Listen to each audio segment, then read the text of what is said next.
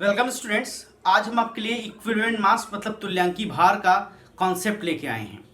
इसके लिए आपको एसिड बेस और सॉल्ट भी पढ़ना पड़ेगा, उनकी सॉल्टनेस, एसिडिटी, बेसिसिटी, जो कि 10th का सब्जेक्ट है और इसे फर्स्ट ईयर और 12th में इक्विवेलेंट मास के रूप में पढ़ा जाता है। ये बेसिक केमिस्ट्री में भी कुछ बोर्ड्स में बड़े इफेक्टिव हैं और साथ में जो है ये इलेक्ट्रोकेमिस्ट्री में भी पढ़ेंगे सभी लोग 12th के। इलेक्ट्रोकेमिस्ट्री में फैराडे लॉ ऑफ इलेक्ट्रोलिसिस, तो इसलिए जो है इस टॉपिक को पढ़ने के बाद ही हम नॉर्मेलिटी को आपको समझा सकते हैं। तो प्लीज इसे ध्यान से पढ़िए और नॉर्मेलिटी के लिए हम जल्द ही आपसे मिलते हैं। तो आइए शुरू करते हैं इक्विवेलेंट मास के कॉन्सेप्ट। यदि अभी तक आपने हमारे चैनल को सब्सक्राइब नहीं किया तो सब्सक्राइब करिए और रेगुलर नोटिफिकेशन के लिए बेल आइकन दबाइए। धन्यवाद। देखिए, इक्विवेलेंट मास को समझने से पहले बहुत जरूरी है कि हमें एसिड, बेस और साल्ट, एसिडिटी, बेसिसिटी और सॉल्टनेस के बारे में पता हो। इसीलिए पहले ही हम आर्हेनियस की थ्योरी के अकॉर्डिंग आपको एसिड, बेस और सॉल्ट के बारे में बताएंगे।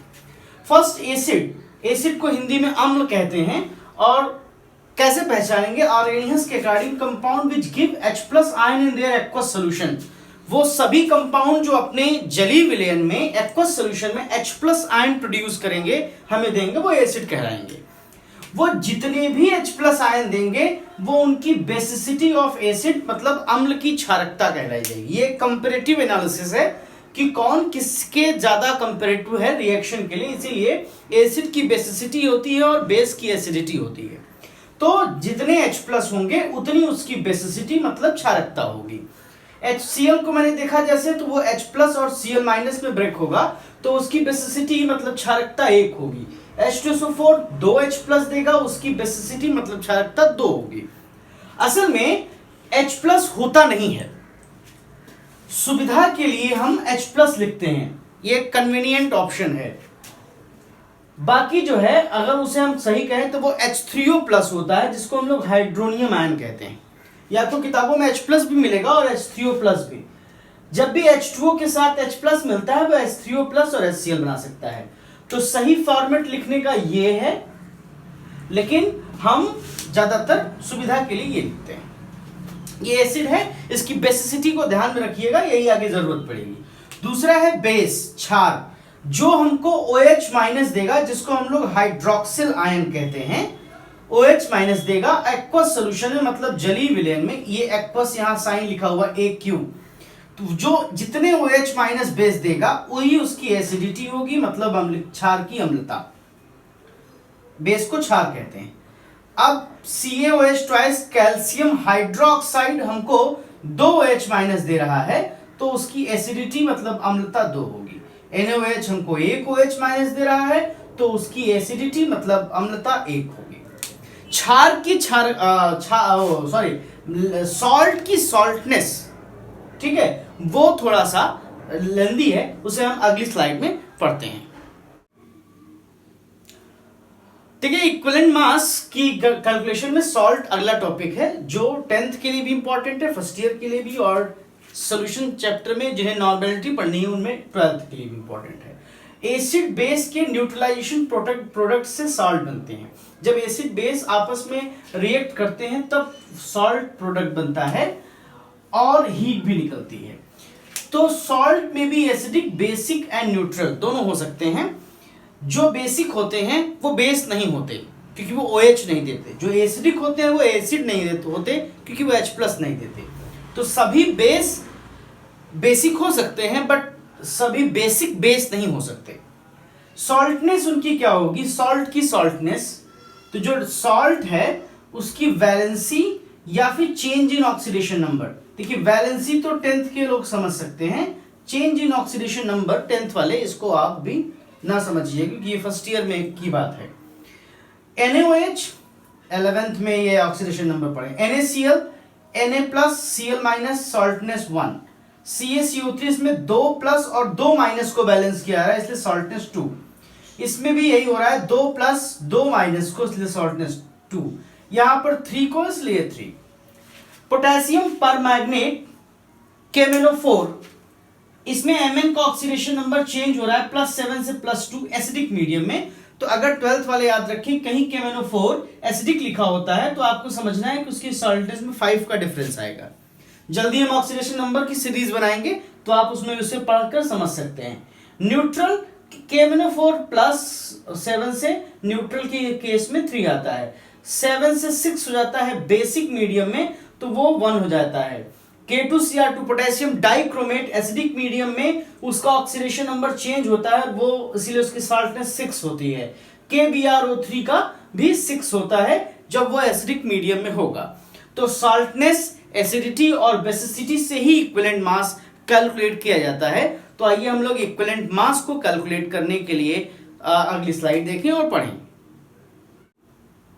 तो देखिए एसिड बेस सॉल्ट की सॉल्टनेस, एसिडिटी और बेसिसिटी पढ़ लेने के बाद अब इक्विवेलेंट मास को आसानी से समझा सकता है equivalent base and equivalent mass. देखिए दो कंपाउंड्स को रिएक्शन करना है, वो एसिड बेस एक दूसरे के अपोजिट होंगे और उनके मास की कंपैरेटिवली स्ट्रक्चर को कि एक मास किस दूसरे के कितने मास से इक्विवेलेंट है, बराबर है, उसी को हम इसको कहते हैं comparative weight of one compound to another compound with valency for reaction, क्योंकि वो रिएक्शन वैलेंसी से ही करते हैं।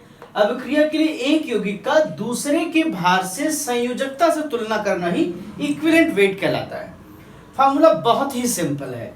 इक्विवेलेंट वेट जिसको तुल्यांकी भार भी कहते हैं, इसका सिंबल E होता है, उसकी जिसका निकालना हो उसका मॉलिक्यूलर मास, अगर वो मॉलिक्यूल है तो, एटम है तो एटॉमिक मास, और उसको n से डिवाइड कर देना है। n क्या है? n वही है जो हमने अभी पीछे पढ़ा, acidity of base, basicity of acid, saltness of salt. और अगर कोई चार्ज है, कोई एलिमेंट है, तो उस एलिमेंट पर कितना चार्ज है उससे, आयंस भी कह सकते हो, यहां आयंस की भी बात हो रही है, जिस आयंस की बात करेंगे हम लोग। तो एग्जांपल्स अभी हम इनसे एसिड और बेस के एग्जांपल बता रहे हैं, सॉल्टनेस का भी हम आपको बताते हैं।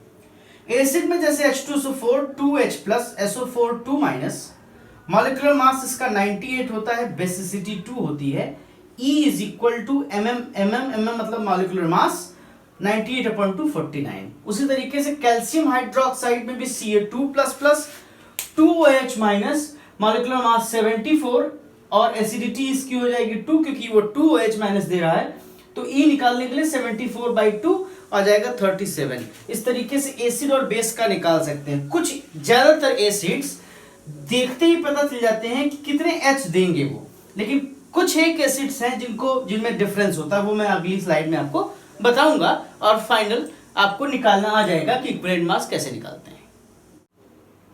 देखिए अम्ल के तुल्यांकी भार को निकालने के लिए, इक्विवेलेंट मास को निकालने के लिए कुछ कॉन्सेप्ट है। जैसे मैंने बताया किसी भी एसिड में आप जो है H3 जैसे H3PO4 है, देख कर लगता है इसमें 3H प्लस मिल सकते हैं और सही में मिल रहे हैं, मगर वहीं पर H3PO3 जिसको हम लोग आर्थोफास्फोरस एसिड बोलते हैं उसमें 2 ही H प्लस मिल रहे हैं। H3PO4 जिसको हाइपोफास्फोरस एसिड बोलते हैं उसमें 1 ही H मिल पा रहे हैं। तो परेशान नहीं होना है आपको, ऐसे कुछ सीमित हैं जिसमें से 2 मैंने आपको बताए, 1-2 और होंगे मुश्किल से, तो आपको इन्हें लगभग ध्यान दे लेना है, याद कर लेना है। कारण क्या है, रीजन वो मैं आपको बताता हूं। 2 तरीके का हाइड्रोजन होते हैं, 2 तरीके की बॉन्डिंग होती है। अगर वो फास्फोरस की जगह ऑक्सीजन से लगा है तो उसे पेरिफेरल हाइड्रोजन कहते हैं। ये पेरिफेरल हाइड्रोजन जो है वो आसानी से डिसोसिएट हो जाता है, easily and spontaneous dissociate in their aqueous solution. मगर जो ये रेड से मैंने बनाया है ये सेंट्रल है, सीधे फास्फोरस जुड़ा हुआ, ये स्पॉन्टेनियस ब्रेक नहीं होता, इसीलिए इसका ये H, एक H इसी के साथ लगा रह जाएगा, ये रिलीज नहीं होगा। लेकिन इसका जो है, इसका 2H ये रिलीज नहीं होगा, इसका केवल 1 H ही रिलीज होगा। इसलिए हाइपोफास्फोरस एसिड में सिर्फ 1 ही H प्लस बनेंगे, मतलब रिलीज होंगे, और इसलिए इनकी जो एसिड बेसिसिटी होगी 1, इसकी 2 और इसकी 3 ही होगी। तो ये आप याद कर लीजिएगा, ये मैंने आपको समझा दिया, ऐसा कुछ होता है एसिड्स में, दोनों के बारे में आप पढ़ लीजिएगा, तभी आप नॉर्मेलिटी के सवाल लगा पाएंगे। कॉपर में अगर 2 प्लस है, ये 12th के लिए वेरी इंपॉर्टेंट, इलेक्ट्रोकेमिस्ट्री में फैराडे प्रिंसिपल जब इलेक्ट्रोलिसिस का पढ़ेंगे तो उसके लिए बहुत जरूरी है कि कॉपर में अगर 2 प्लस है तो उसकी जो सॉल्टनेस कह सकते हो, या उसकी N जो है वो 2 है, तो उसके मास से डिवाइड करके, एटॉमिक मास से डिवाइड करके हम उसका इक्विवेलेंट मास निकाल सकते हैं। उसी तरीके से Na2CO3 है, इसमें 2 प्लस का चार्ज है, तो ये E इज इक्वल टू 106, इसका मॉलिक्यूलर मास अपॉन 2 53 आ जाएगा।